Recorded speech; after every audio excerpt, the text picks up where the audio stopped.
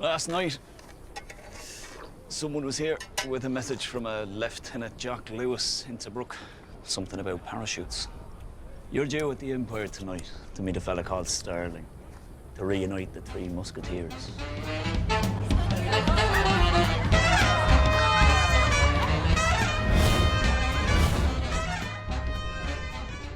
Stirling, the charismatic strategist, Lewis, the intellectual engineer of their methods, and Mayne, the embodiment of their raw, fighting spirit. Together they trained, debated, and occasionally clashed. But in the field, they became inseparable. A unit bound not by hierarchy, but by trust and necessity. Their partnership was uneasy at times, marked by Stirling's chaotic leadership style, Lewis's meticulous standards, and Mayne's violent intensity, yet this very friction gave the fledgling Special Air Service its character. In their camaraderie and in their conflicts, they created something larger than themselves. A brotherhood whose unity lay not in sameness but in the tension of their differences. David Stirling was born on the 15th of November, 1915 in Scotland, into an aristocratic family with a tradition of military service.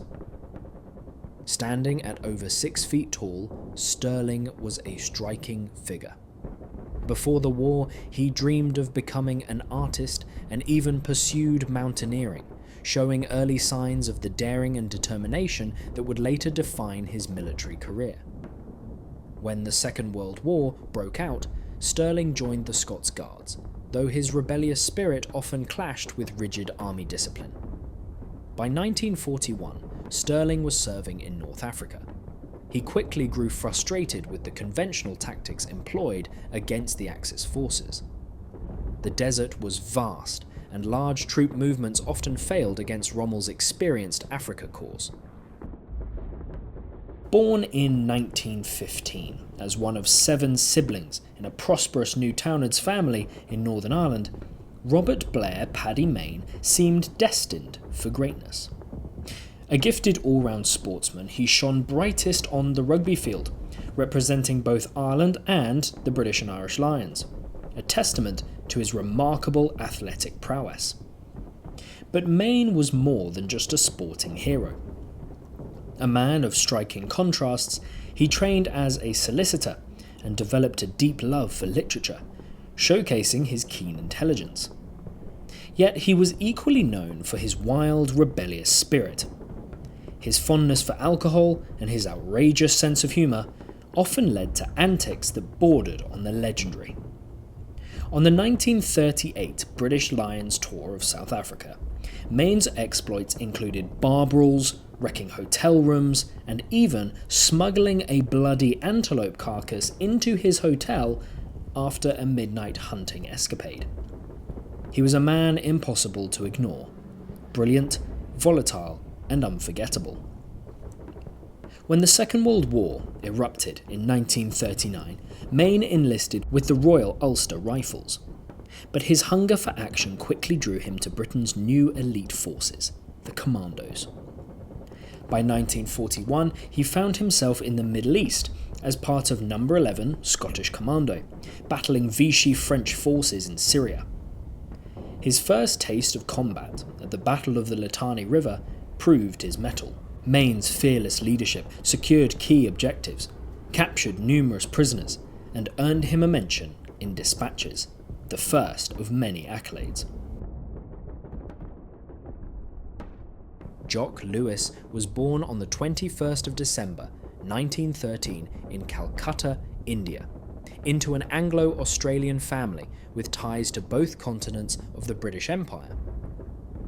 His father was a businessman, and Lewis's early life reflected the mobility and internationalism of the imperial age. From childhood, he displayed a mix of sensitivity and seriousness, qualities that would later translate into both intellectual brilliance and exacting standards of discipline. Friends remembered him as intense, witty, and demanding, a man equally comfortable discussing Plato or Shakespeare as he was with military drill. Even as a young man, Lewis displayed traits of a reformer. He was impatient with mediocrity, intolerant of laziness, and determined to prove himself. Some contemporaries found him aloof, even difficult. Others admired his strength of will and integrity. These paradoxes would later shape his leadership style in the Desert War. Lewis joined the Welsh Guards in 1935 and quickly impressed his superiors with his efficiency and seriousness. He embodied the Guards' traditions of precision and discipline, but also felt constrained by the conventional routines of regimental life. By the time the Second World War erupted in 1939, Lewis was ready to channel his restless energy into something greater. The fall of France in 1940 and the looming threat of invasion stirred radical thinking across the British Army. The North African campaign in particular provided a testing ground for innovation, as vast deserts and dispersed battle lines demanded fresh approaches. It was in this context that Lewis encountered David Stirling, a Scots Guards officer brimming with unorthodox ideas. Stirling first encountered Lewis in Cairo, where Lewis had already distinguished himself as a disciplined, thoughtful officer, sceptical of Stirling's audacious but half-formed ideas. Yet Lewis saw in Stirling's reckless vision the seed of something that could be made workable, and together they began shaping the outline of a force that would strike deep behind enemy lines. Instead of relying on heavy deployments, why not send small mobile groups of highly trained men to sabotage the enemy's airfields, supply depots, and communication lines? The idea was revolutionary. Stirling believed that such units could strike fear into the enemy, causing disproportionate damage compared to their size. But the High Command was skeptical. At a time when military doctrine emphasized numbers and firepower, Stirling's vision of stealth, sabotage, and psychological warfare seemed far-fetched. Undeterred, Stirling pushed forward. In 1941, he managed to bypass traditional channels and pitched his idea directly to General Claude Auchinleck, Commander-in-Chief of the Middle East. Stirling argued with conviction that small commando-style raids could cripple enemy operations. Remarkably, Auchinleck approved the plan. Thus, the Special Air Service was born, originally as a deception unit to confuse the Axis into thinking the Allies had paratroopers operating in the desert. If Stirling was the political entrepreneur of the SAS, Lewis was the drill master and theorist. He designed the training regime that defined the early unit. Soldiers under his command endured punishing marches through the Libyan desert, long days of weapons drills, and survival exercises meant to push them to their limits. He believed that only by breaking men down physically and mentally could they be rebuilt into a true elite. The core principles he established, endurance, independence, initiative, and camaraderie, became the DNA of the SAS. Each man had to be capable of surviving in isolation, operating equipment without support, and navigating the desert under extreme conditions. Lewis emphasized mental toughness as much as physical skill, knowing that in the vast emptiness of North Africa, willpower could mean the difference between life and death. Among Lewis's most famous contributions was his invention of the Lewis bomb. This improvised explosive consisted of a mixture of plastic explosive, diesel fuel, and thermite. Its genius lay in its simplicity. Lightweight, easy to carry, and devastatingly effective against enemy aircraft lined up on remote airstrips. The bomb could ignite fuel tanks, melt through engines, and render planes useless in seconds. The Lewis bomb symbolized the kind of innovation that special operations required. In a theatre where resources were limited and opportunities fleeting, improvisation was everything. Lewis's device became the SAS's signature tool in its earliest raids, crippling German and Italian air power and forcing the Axis to devote disproportionate resources to guarding their rear areas. It is no exaggeration to say that this one invention helped validate the SAS concept in its infancy. Initially, the SAS's mission focused on parachuting behind enemy lines to sabotage German and Italian airfields, supply depots, and other key installations. Their debut mission in November 1941 was a disaster. Tasked with parachuting into Libya to destroy aircraft, 55 men faced fierce storms that scattered their landing and resulted in 34 soldiers being killed or captured. Despite this tragic setback, Stirling demonstrated remarkable resilience, refusing to abandon his vision. Regimental law claims that Mayne was recruited into the fledgling SAS from a prison cell, awaiting court-martial for punching a commanding officer. True or not, his arrival marked a turning point for the unit. After a disastrous first mission in North Africa, the SAS needed a win, and Mayne delivered. On the night of December 14th, 1941, he led a daring raid on the Tamet airfield in Libya. His team stormed the officers' mess, eliminating the enemy inside before destroying 24 aircraft, fuel depots, ammunition stores, and communication lines. In an iconic moment, Mayne ripped the control panel from an Italian aircraft, a feat of raw strength that became SAS legend. From that moment, success followed success. Mayne racked up an astonishing personal tally of over 100 enemy aircraft destroyed, earning a fearsome reputation among Axis forces. Recognising that parachute landings in the desert were too risky, he adapted their methods to use ground transportation for infiltration.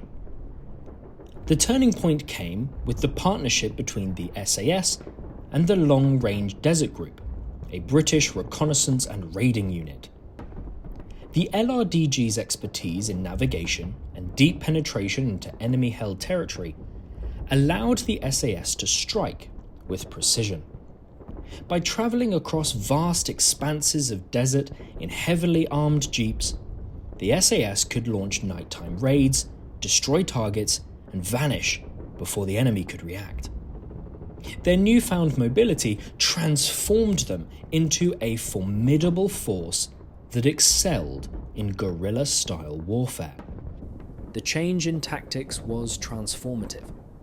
Stirling's men launched daring raids against Axis airfields, destroying hundreds of aircraft on the ground with explosives and incendiaries. These strikes severely weakened the Luftwaffe and Italian Air Force in North Africa. The SAS also sabotaged supply lines, planted mines, and sowed confusion across Rommel's rear. What made these operations so effective was not just the physical damage, but the psychological impact. Axis troops never knew when or where the SAS might strike.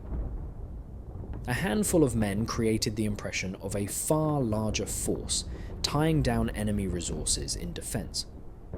David Stirling's leadership was unconventional. He valued initiative and imagination over strict discipline. In his view, soldiers needed freedom to act creatively in the field. He recruited men who were independent thinkers, risk-takers, and often outsiders within the army. Stirling himself was not a traditional officer. His casual demeanour and disdain for rigid hierarchy made him approachable, though sometimes controversial. This culture of independence became a hallmark of the SAS. Stirling fostered camaraderie, daring, and trust, qualities that remain embedded in the regiment's ethos today. Those who served with Lewis remembered him as a man of contradictions. He was austere, sometimes aloof, but always respected. His high standards often made him seem cold, but his men understood that behind his severity was a deep commitment to their survival and effectiveness. He demanded much, total commitment, resilience, and precision, yet in return, he offered clear purpose and an example of personal courage. Lewis's influence extended beyond training and invention. He embodied the spirit of intellectual soldiering, combining strategic foresight with practical know-how. Stirling later acknowledged that without Lewis, the SAS would not have been the same. In Stirling's words, if he himself had been the architect, Lewis was the engineer, ensuring the vision was not just imaginative but workable. Tragically, Jock Lewis's life was cut short at the very moment his ideas were bearing fruit. On the 30th of December 1941, during an SAS patrol in North Africa, his group came under fire from German aircraft. Lewis was killed in action just days after turning 28. His comrades were devastated. For Stirling, it was the greatest single blow the young unit suffered in its formative years. The man who had set the SAS's standards and created its unique tools would never see how far his work would carry. Lewis was buried in the desert he had come to master, far from his family and far from the fame that would later envelop his comrades. His story might have ended in obscurity, but his influence was already too deeply etched into the DNA of the SAS to be erased. Though overshadowed in the decades that followed by the more flamboyant David Stirling and the legendary Paddy Maine, Jock Lewis's legacy has not vanished. Military historians now emphasize how crucial he was to the survival and success of the SAS in its infancy. His training methods, still recognizable in today's SAS ethos, continue to shape modern special forces across the world. His Lewis bomb is remembered as a model of battlefield ingenuity, and his insistence on discipline, endurance, and innovation remains the SAS hallmark. Nevertheless, the SAS continued to thrive under Stirling's leadership, and by the end of the North African campaign in 1943, the unit had destroyed over 400 enemy aircraft and caused chaos across vast stretches of Axis-held territory. Stirling's success could not last forever. In 1943, he was captured by German forces in Tunisia after an intense manhunt by the Gestapo. Nicknamed the Phantom Major by the enemy for his elusive tactics, Stirling had become a marked man. He spent the rest of the war as a prisoner, including time in the notorious Colditz Castle. Mayne took command of 1st SAS Regiment. He led his men with audacity and precision through campaigns in Sicily, Italy, France, and Germany, each mission more daring than the last. In Sicily, July 1943, Mayne spearheaded an amphibious assault on Capo Muro de Porco, neutralizing a cliff-top gun emplacement. Days later, his men launched a daylight raid on Augusta Port, striking with speed and ferocity. The SAS played a vital role at Termoli, Italy, later that year. When an artillery shell decimated a truckload of his men, Mayne held the line, preventing the enemy from overwhelming the beleaguered Allied position. By 1944, the SAS returned to their guerrilla roots. Working alongside the French Maquis, Mayne's men sabotaged transport networks, ambushed enemy convoys, and coordinated airstrikes to disrupt German operations. The campaign came at a brutal cost. Captured SAS operatives were tortured and executed under Hitler's infamous Commando Order. Despite the risks, Mayne pressed on, knowing his unit's actions were pivotal to the Allied advance. In April 1945, Mayne led his men into Germany. Now, the SAS found themselves on the receiving end of ambushes and sniper fire. On April 9th, near Oldenburg, Mayne performed his final act of battlefield heroism. When his men were pinned down by snipers, he drove his jeep directly into enemy fire, his gunner unleashing covering fire as he took out German positions. His sheer audacity stunned the enemy into hesitation, a moment of disbelief that saved his men. One of his officers later reflected, "The sheer audacity and daring which he showed in driving his jeep across their field of fire momentarily bewildered the enemy." For this extraordinary feat, Mayne was recommended for the Victoria Cross. It was controversially downgraded to a Distinguished Service Order, his fourth, making him one of the most decorated soldiers of the war. Mayne returned to civilian life after the SAS disbanded in October 1945. Despite enduring a painful back injury from the war, he joined a geographical expedition to the Falklands, though he was forced to withdraw early. Returning home, he resumed work as a solicitor and became secretary to the Law Society of Northern Ireland. Tragically, Mayne's life was cut short in a car accident in 1955. He was only 40 years old. Though his life ended too soon, his legend endures. He was more than a war hero. He was a force of nature, a man who embodied courage, resilience, and unrelenting determination. His former commander, David Stirling, summed him up best. Mayne had a marvellous battle nostril. He could really sense precisely what he had to do in a situation. It wasn't sheer courage, it was sheer technique. Lieutenant Colonel Robert Paddy Maine, soldier, scholar, sportsman, and legend, remains one of the most iconic figures in SAS history. His story a testament to the power of courage and defiance in the face of overwhelming odds. After the Second World War, David Stirling's career took an unorthodox turn that kept him firmly in the orbit of conflict and politics, albeit from the shadows. Far from settling into quiet retirement, the founder of the Special Air Service became a pioneer in the emerging world of private military contracting. Through his company, Watchguard International, Stirling offered military training and security services to governments across Africa and the Middle East, laying foundations for what would later become a global industry. His anti-communist convictions also drew him into the political undercurrents of post-war Britain. In the 1970s, he secretly established a network known as GB75, a contingency plan that envisaged mobilizing loyal ex-servicemen in the event of political unrest or a socialist seizure of power. To some, this was patriotic foresight. To others, it bordered on subversion. Alongside these clandestine pursuits, Stirling maintained strong ties with right-wing governments in Rhodesia and South Africa, advising on counterinsurgency and security operations. By the time he was knighted in 1990, shortly before his death, Stirling's legacy had expanded beyond his wartime exploits. He had become both a symbol of military ingenuity and a figure of political controversy.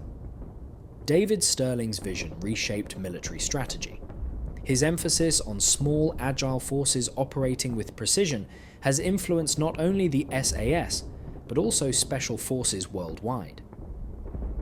The US Navy SEALs, Delta Force, and countless other units trace elements of their philosophy back to Stirling's desert raids. At its heart, Stirling's genius was recognizing that wars are not won by size alone, but by speed, surprise, and innovation.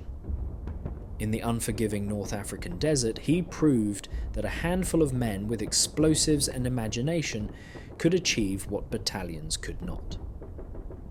David Stirling remains one of the most remarkable figures of the Second World War. He was a dreamer, a rule breaker, and ultimately a pioneer. From the sands of North Africa, his SAS grew into a legend, an elite force feared by enemies and revered by allies. His legacy lives on every time a small unit of special forces carries out a mission where stealth, daring, and imagination are the keys to victory. These three men, the SAS Musketeers, reshaped the very face of the Second World War. It is no understatement to say that they helped win it. Without these men, in their own styles, their own personalities, their own fates, the Second World War could have ended very differently.